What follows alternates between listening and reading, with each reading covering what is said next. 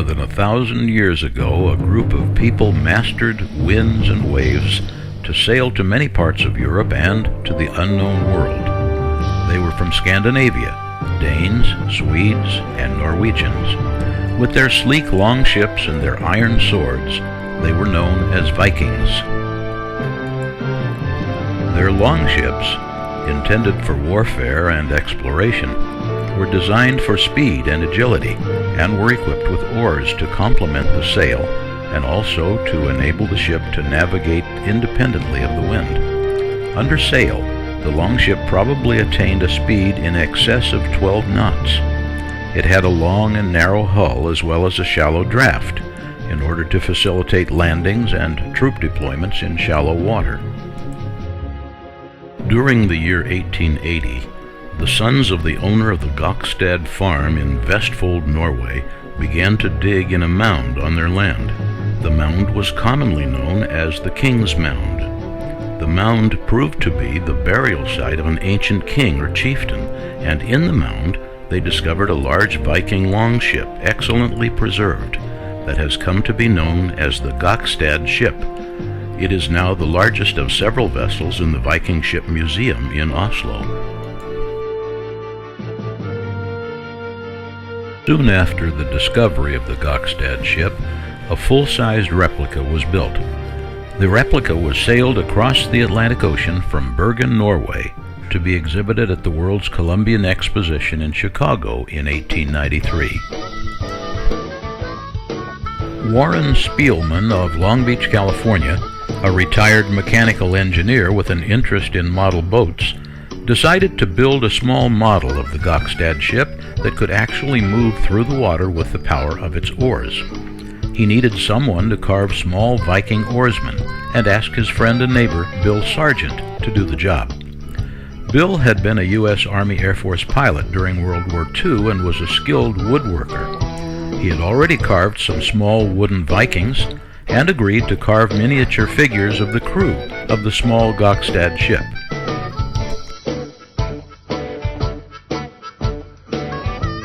The result was what Warren calls Little Gokstad. It is 39 inches, or 1 meter, in length, of course much shorter than the original, but it retains the same lines, although its depth has been increased to allow space for the rowing mechanism. The original ship had 32 rowers, while Little Gokstad has 16.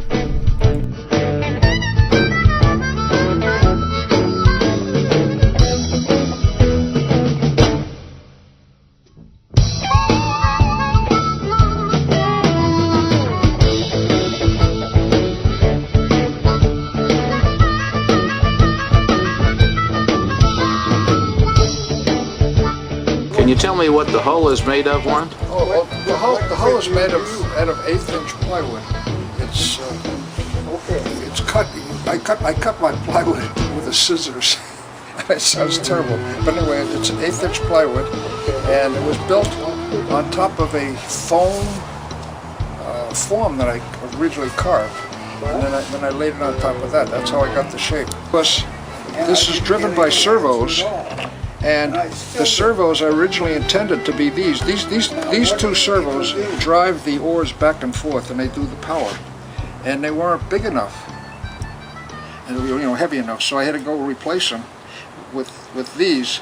And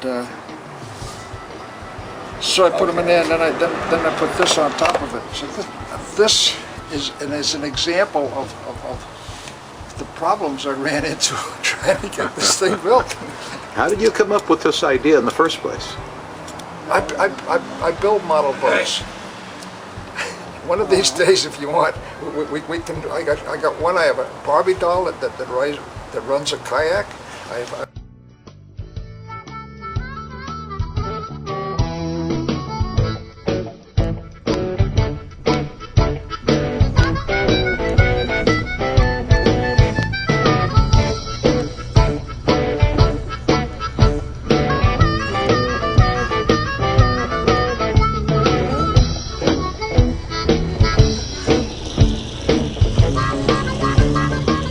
At the heart of Little Gokstad's radio control system is a microprocessor. programmed to interpret signals from a radio transmitter and send instructions to servos that provide power to the oars. 2 servos on each side raise and lower a sliding beam that holds pins that drive the oars. The beam is moved fore and aft by a 3rd servo to complete the rowing action. The rowing action includes movement both forward and backward, and for turning, port side or starboard side. The processor can also make the oars on each side move in opposite directions at the same time, causing the boat to spin. The radio transmitter can also control speed. I like rowboats. They're sort of fun to do. And you're a retired engineer. And I'm a retired engineer, and I'm not a computer expert, but you have to program the micro. I guess you know that this is all run by a small microprocessor, and the microprocessor has to be programmed, and I program it on my computer, and that's what I do. But the problem is I don't have enough talents to go and do little men, so that's why we use Bill. Bill came up with it, and you know, he did all this for free. He's just a neat guy, but I guess we have a lot of fun doing this. And the other thing is, he does stay awake at night trying to solve these problems. So this is good for old people to go and fuss around with stuff like this, you know. So.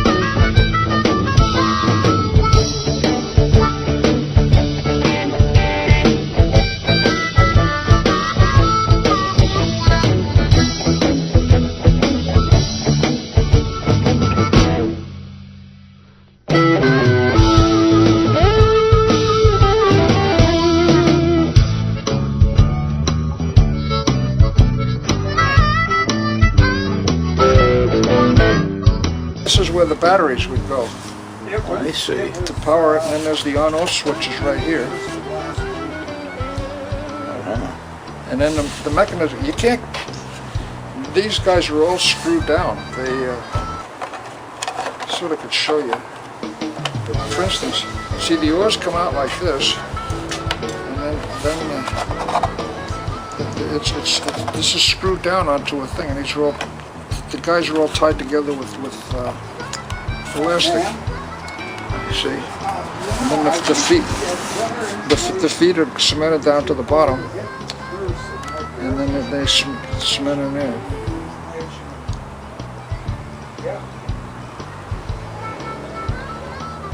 So the problem is when you're making something like this, you don't make one, you have to make 16.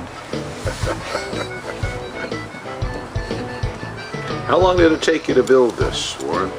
Let's see. I started it in 2005. And it's now 2012. And it's now 2012. Now, I didn't work on it continuously, but I'm an engineer, and there's a lot of engineering problems on this in addition to the electronic problems, and then just all sorts of problems. And then just, I mean, how do you make it? And then I had to, well, okay, one of the problems is that the deck had to be raised up because I had to get the mechanism in. And the actual Viking boats, the Vikings used to, they would carry a box, and that would be their own personal stuff. And then they would sit on that, but we didn't have enough room for the box, so we just made them look like this. Bill, You were a pilot in World War II, isn't that right? Absolutely. And what did you fly? C-47s. R-4Ds. Troop carrier. Navy R-5Ds. Yeah, we used to call them R-4Ds. Yeah. Yeah. Yeah. And we flew from Cherbourg on through. And how did you graduate from flying C-47s to making Vikings? I have no idea. Ask him. Warren, you're a retired engineer, is that right? That's correct. What kind of engineering? Mechanical. And how did you move from that to this? I guess way back when I was sick, and I just fussing around. I started fussing around with models, and my first model was a stern wheeler, stuff like that. But then I got involved in then I also got involved with the computer. The computer works with these things. I mean, this microprocessor that's used in this thing.